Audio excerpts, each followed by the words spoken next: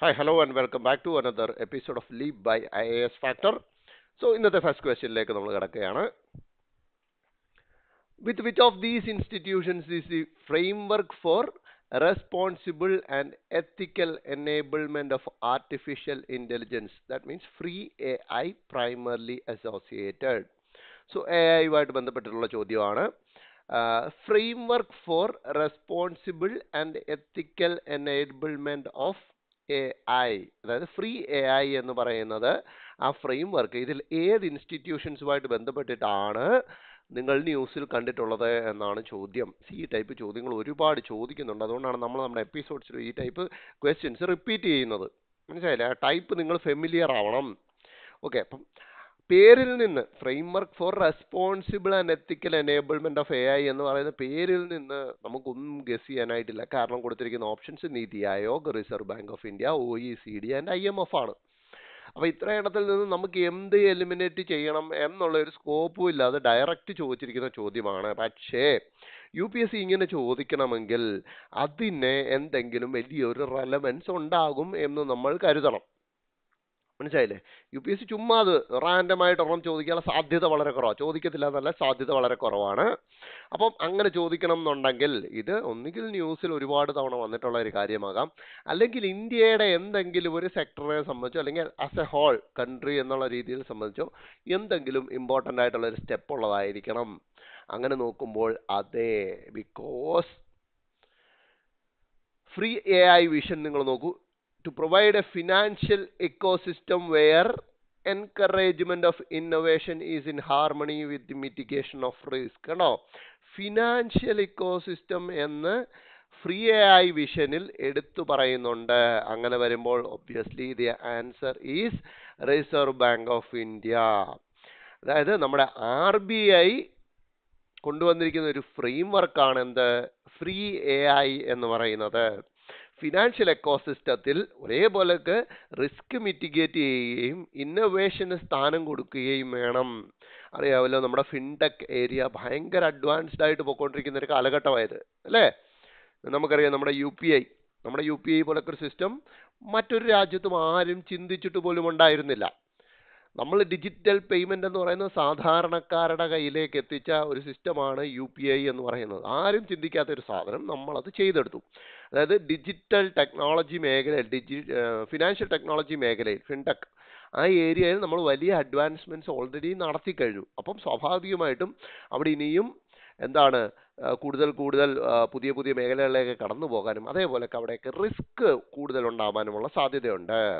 ആ റിസ്ക് എങ്ങനെ മിറ്റിഗേറ്റ് ചെയ്യണം, അതേപോലെയൊക്കെ ഇന്നോവേഷൻ എങ്ങനെ പ്രൊമോട്ട് ചെയ്യണം എന്നതിനെ കുറിച്ചൊരു ഒരു ഫ്രെയിം വർക്കാണ് ഫ്രീ എ ഐ എന്ന് പറയുന്നത്. അതിന് 7 സൂത്രാസ് ഉണ്ട് എന്ന് RBI പറയുന്നു. ബേസിക് വൺ ഈസ് ട്രസ്റ്റ് ആണ്.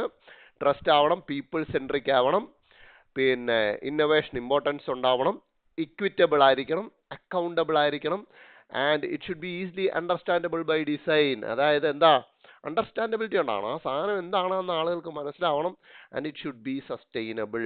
ഇപ്പോൾ 7 സൂത്രാസുമുണ്ട്. ഈ 7 സൂത്രാസ് നിങ്ങൾ പ്രിലിംസിലേക്ക് പഠിക്കണം എന്നില്ല, ബട്ട് നിങ്ങൾ മെയിൻസിലേക്ക് പഠിച്ചു വെക്കുകയാണെങ്കിൽ വളരെ ഇമ്പോർട്ടൻ്റ് ആയിട്ടുള്ള, അല്ലെങ്കിൽ നിങ്ങൾക്ക് ഒരുപാട് എഴുതാൻ സ്കോപ്പ് കിട്ടുന്ന ഒരു സാധനമായിരിക്കും ഒരുപക്ഷെ ഈ 7 സൂത്രാസ് എന്ന് പറയുന്നത്. So the right answer is RBI. So with reference to non-alcoholic fatty liver disease, NAFLD in India, consider the following statements. So, എന്താ പറയുക, നോൺ കമ്മ്യൂണിക്കബിൾ ഡിസീസസ് ഇന്ത്യയിൽ അല്ലെങ്കിൽ UPSCയെ സംബന്ധിച്ചിടത്തോളം വളരെ റെലവൻ്റ് ആയിട്ട് വന്നുകൊണ്ടിരിക്കുന്ന ഒരു ടോപ്പിക്കാണ്. വേറെ ഒന്നും കൊണ്ടല്ല, അത്രയും ഒരുപാട് ഇന്ത്യയിൽ നോൺ കമ്മ്യൂണിക്കബിൾ ഡിസീസസ് ഉണ്ട്. പണ്ടൊക്കെ കമ്മ്യൂണിക്കബിൾ ഡിസീസസിനെ പേടിച്ചുകൊണ്ടിരുന്ന ഒരു രാജ്യമായിരുന്നു നമ്മളെങ്കിൽ ഇന്ന് അങ്ങനെയല്ല. കമ്മ്യൂണിക്കബിളിനേക്കാളും കൂടുതൽ നമ്മൾ പേടിക്കുന്നത് നോൺ കമ്മ്യൂണിക്കബിൾ ആയിട്ടുള്ള ഡിസീസസിനെയാണ്. മനസ്സിലായി? അതുകൊണ്ട് UPSCയെ സംബന്ധിച്ചിടത്തോളം വളരെ ഇമ്പോർട്ടൻ്റ് ആയിട്ടുള്ള ഒരു ടോപ്പിക്കാണ്. നമുക്ക് സ്റ്റേറ്റ്മെന്റ്സ് നോക്കാം. അപ്പോൾ NAFLD, non alcoholic fatty liver ഡിസീസിനെ കുറിച്ചാണ് ചോദ്യം. First statement, it is one of the most common causes of chronic liver diseases in India. ഞാൻ പറഞ്ഞ വൺ ഓഫ് ദി എന്നേ പറഞ്ഞിട്ടുള്ളൂ. ഇന്ത്യയിലെ ക്രോണിക് ലിവർ ഡിസീസസ് ഉണ്ടാക്കുന്നതിൽ one of the most chronic ആണ് എന്ന് പറയുന്നു. വൺ ഓഫ് ദി എന്ന് പറയുമ്പോൾ എന്താണ്, അവിടെ നമുക്ക് ഒരു ലീനിയൻ്റ് ആണ്. കുറച്ചുകൂടി ലിബറലായിട്ടാണ് സ്റ്റേറ്റ്മെന്റ് ഫ്രെയിം ചെയ്തിരിക്കുന്നത്. അപ്പോൾ 1 ഓഫ് ദി ആവാനുള്ള ചാൻസ് ഉണ്ട്. അതായത് കോമൺ ആയിട്ട് വരുന്ന ക്രോണിക് ലിവർ ഡിസീസിൽ ഒന്നാവാനുള്ള ചാൻസ് ഉണ്ട്. So logically 1 can be taken as true, right.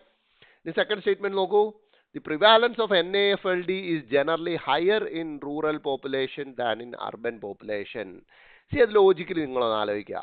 Non alcoholic fatty liver disease വരണം എന്നുണ്ടെങ്കിൽ എന്താവും അതിൻ്റെ പ്രധാനപ്പെട്ട ഒരു റീസൺ? പ്രധാനപ്പെട്ട ഒരെണ്ണമെങ്കിലും നിങ്ങൾ പറഞ്ഞാൽ മതി.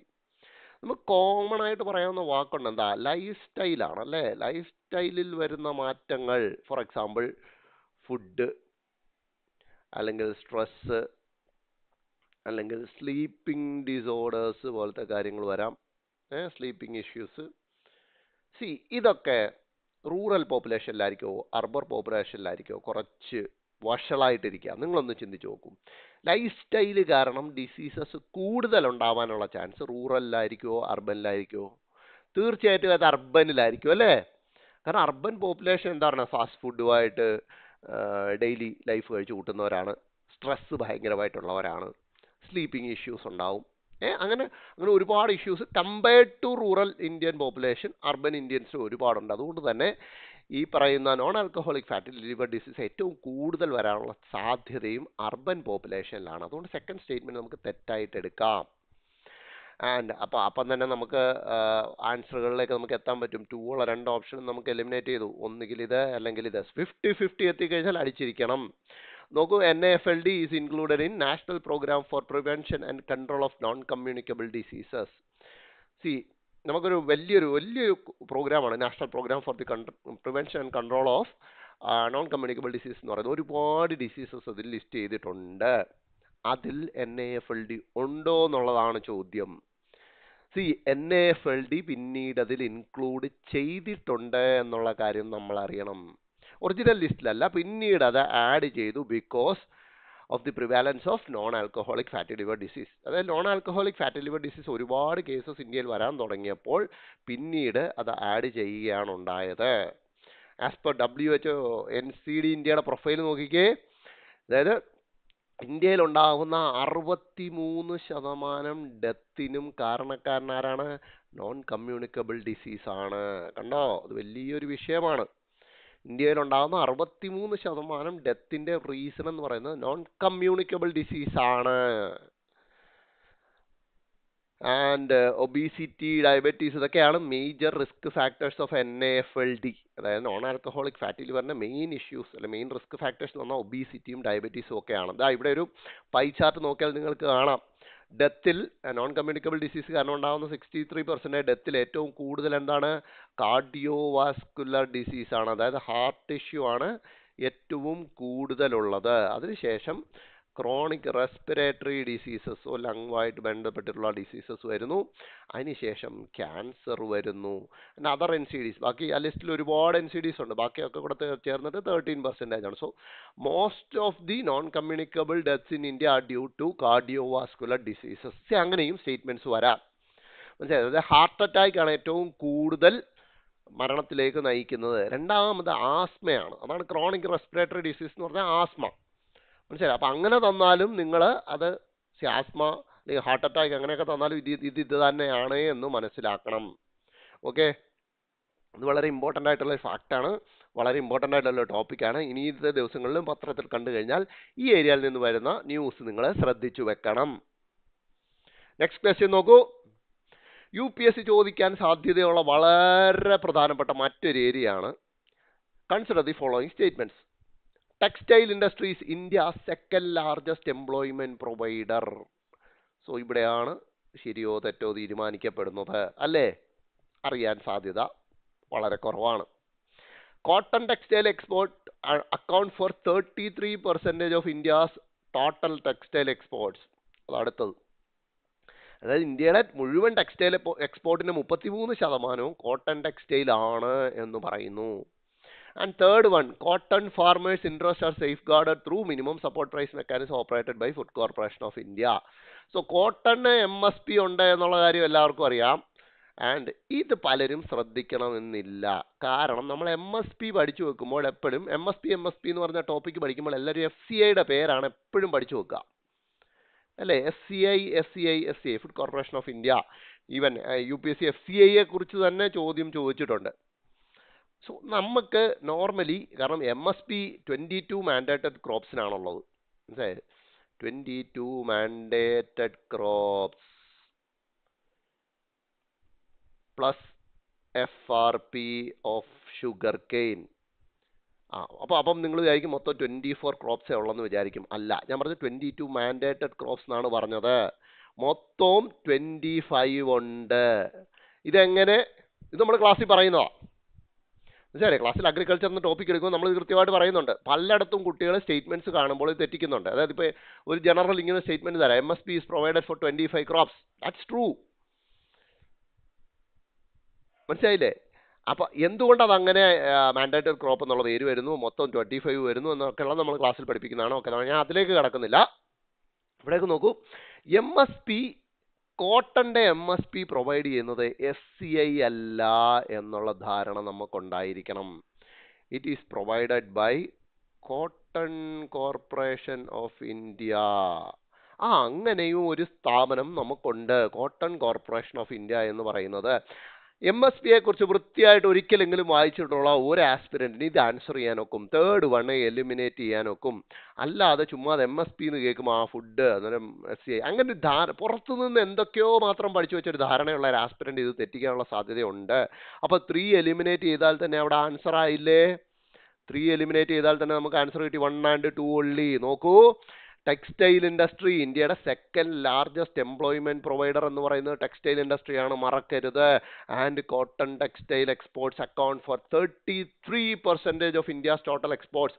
ഇന്ത്യയുടെ ടെക്സ്റ്റൈൽ എക്സ്പോർട്ടിന്റെ 1/3 കോട്ടൺ ടെക്സ്റ്റൈൽ ആണ് എന്നുള്ള ബോധവും നിങ്ങൾക്ക് ഉണ്ടായിരിക്കണം. And another interesting fact is that 95% of the domestic cotton is consumed by textile industry. നമ്മുടെ ഇവിടെ പ്രൊഡ്യൂസ് ചെയ്യുന്ന 95% കോട്ടൺ ടെക്സ്റ്റൈൽ ഇൻഡസ്ട്രി തന്നെയാണ് കൺസ്യൂം ചെയ്യുന്നത്.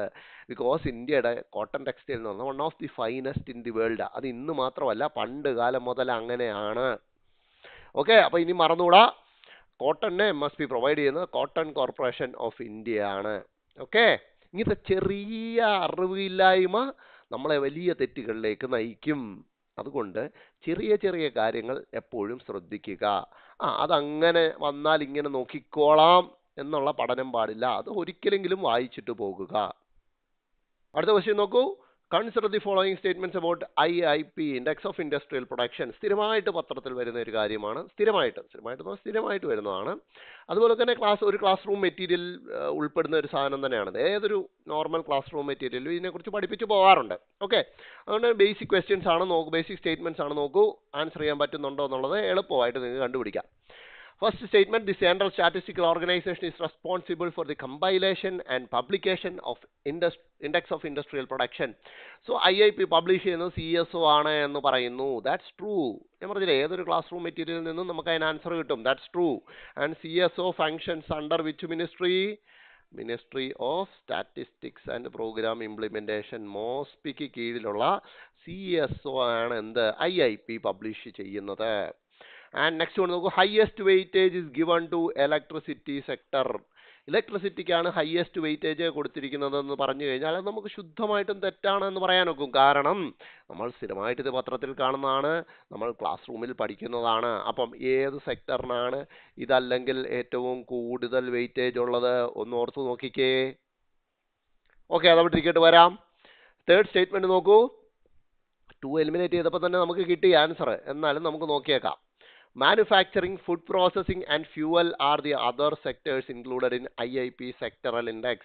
IIP sectoral index ഉൾപ്പെട്ടിട്ടുള്ള മറ്റ് സെക്ടേഴ്സ് എന്ന് പറയുന്നത് manufacturing, food processing and fuel ആണ്. ശുദ്ധ തെറ്റാണത്. ബിക്കോസ് എന്താണ് നമ്മളുടെ നോക്കൂ, IIP സെക്ടറൽ ഇൻഡെക്സിൽ എന്തൊക്കെയുണ്ടെന്ന് നോക്കൂ. Mining, manufacturing and electricity.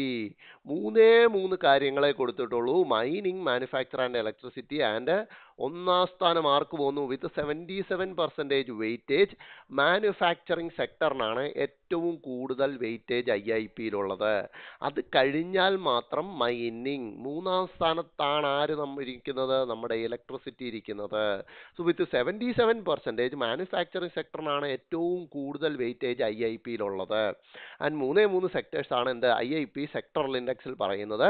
That is manufacturing, mining and electricity.